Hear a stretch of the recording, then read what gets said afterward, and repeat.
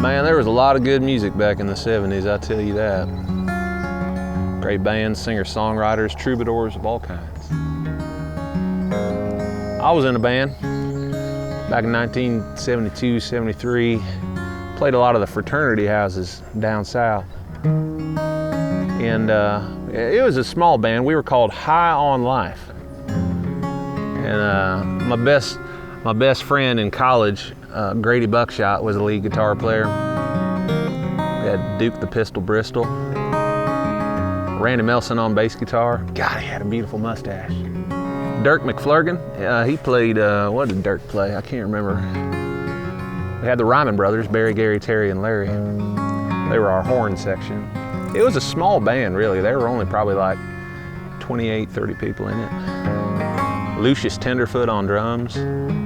Paul Saddlecrotch, I can't remember what Paul played. I think he played fiddle. William Tecumseh Sherman VI. Clancy McGillicuddy on xylophone. Ted Leafwater, he sold merch. Francis Scott on keys.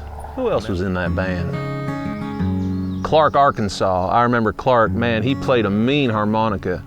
We gave him the nickname Clarkansas because it was just easier and more fun to say. A lot of guys came through High on Life. I mean, Napoleon Bonaparte was our second lead guitar player. We had a maraca player named Benny Florfson. He was from Sweden.